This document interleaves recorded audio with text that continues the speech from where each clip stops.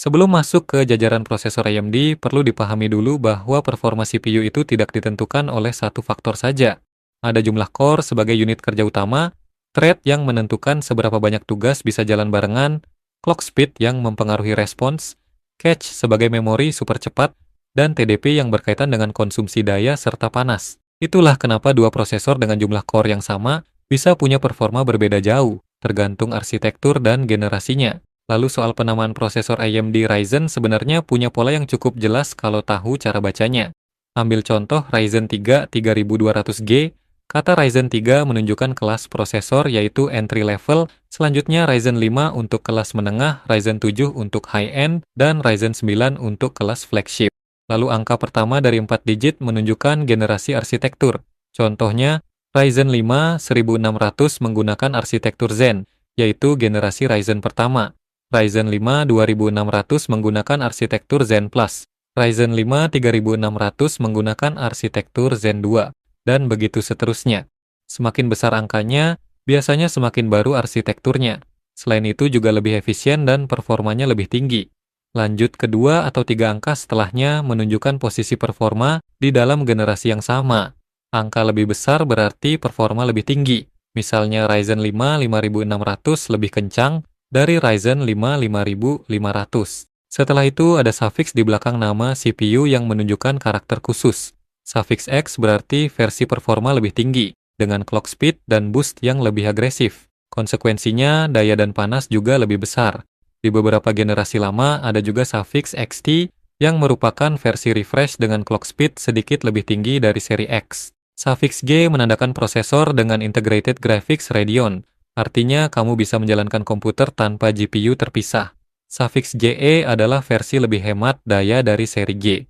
Masih punya integrated graphics tapi dengan performa lebih rendah. Sufiks F berarti tanpa integrated graphics, harganya lebih murah tapi wajib pakai GPU terpisah agar dapat menampilkan gambar di layar monitor. Untuk sufiks Ryzen versi laptop, kamu bisa lihat tabel ini.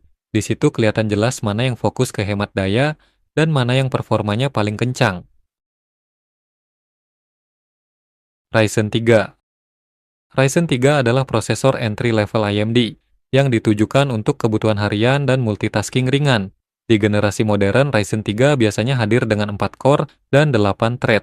Spesifikasi ini cukup buat browsing, kerja office, nonton video, dan gaming ringan. Keunggulan Ryzen 3 dibanding prosesor murah generasi lama adalah efisiensinya yang lebih baik dan performa multitasking yang lebih stabil.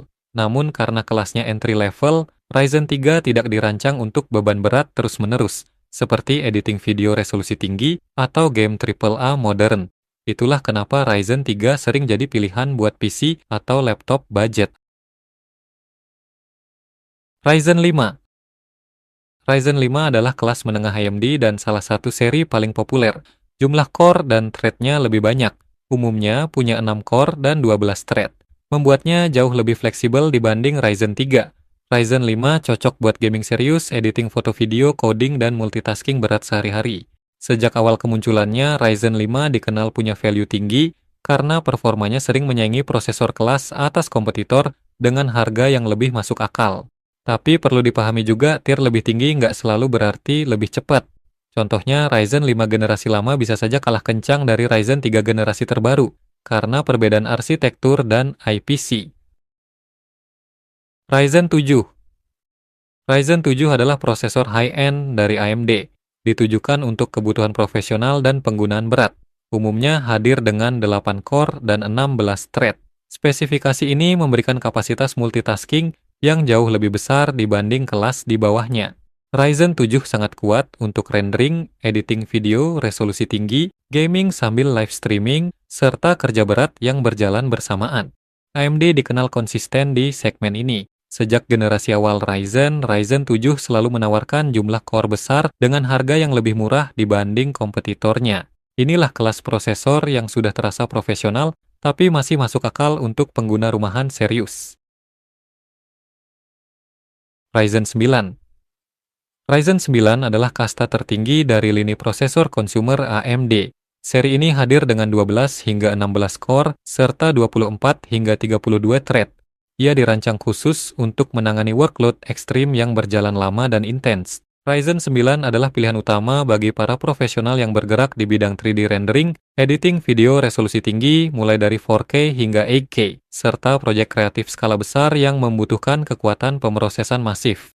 Namun, tenaga sebesar ini datang dengan konsekuensi yang sebanding. Konsumsi daya dan panasnya sangat tinggi sehingga wajib dipasangkan dengan sistem pendingin yang mumpuni, seperti liquid cooler atau heatsink kelas atas. Penting untuk diingat, bagi pengguna harian atau sekadar untuk bermain game, Ryzen 9 seringkali terasa overkill. Banyak aplikasi dan game saat ini belum mampu memanfaatkan seluruh core-nya secara maksimal, jadi performanya mungkin jarang benar-benar terpakai sepenuhnya. Ryzen Threadripper. AMD Ryzen Threadripper adalah kasta tertinggi dari jajaran prosesor AMD, yang posisinya berada jauh di atas Ryzen 9. Jika Ryzen 9 mentok di 16 core, Threadripper adalah monster yang memiliki 24 hingga 96 core dalam satu prosesor. Ia dirancang khusus untuk beban kerja raksasa yang tidak sanggup ditangani oleh PC rumahan biasa, seperti produksi visual efek film, simulasi sains yang rumit, hingga pengembangan kecerdasan buatan. Salah satu keunggulan teknis utamanya adalah dukungan jalur PCIe yang sangat melimpah. Hal ini memungkinkan para profesional untuk memasang banyak kartu grafis dan storage sekaligus tanpa ada penurunan performa. Ryzen Z. Ryzen Z adalah prosesor AMD yang dirancang khusus untuk handheld gaming. Seri ini dipakai di perangkat seperti ROG Ally, Legion Go, dan konsol portabel modern lainnya. Ryzen Z menggabungkan CPU, GPU, dan kontrol daya dalam satu chip yang sangat efisien. Targetnya performa stabil di daya rendah agar handheld tetap kencang tanpa cepat panas atau boros baterai. Contohnya Ryzen Z1 dan Z1 Extreme yang fokus ke gaming portable dengan GPU RDNA yang cukup kuat untuk menjalankan game PC modern di resolusi handheld. Ryzen Pro. Ryzen Pro adalah versi Ryzen yang dirancang khusus untuk kebutuhan bisnis dan korporasi. Secara performa dasar, Ryzen Pro sebenarnya setara dengan Ryzen biasa di kelas yang sama. Misalnya, Ryzen 5 Pro memiliki kecepatan yang mirip dengan Ryzen 5 standar karena menggunakan arsitektur dan jumlah core yang identik. Untuk perbedaannya ada pada fitur pendukungnya. Ryzen Pro dilengkapi dengan fitur keamanan tingkat hardware yang disebut AMD Memory Guard. AMD Memory Guard dapat mengenkripsi seluruh isi RAM, jadi walaupun laptop dicuri atau RAM dibongkar secara fisik, data di dalamnya tetap tidak bisa dibaca. Selain itu, ada dukungan manajemen jarak jauh yang memudahkan tim IT untuk mengontrol banyak komputer sekaligus dalam satu jaringan kantor. AMD juga memberikan jaminan stabilitas, artinya pengguna tidak perlu khawatir soal perubahan driver atau kecocokan sistem dalam jangka waktu lama. Ryzen AI. Ryzen AI merupakan Ryzen mobile yang dilengkapi NPU atau Neural Processing Unit.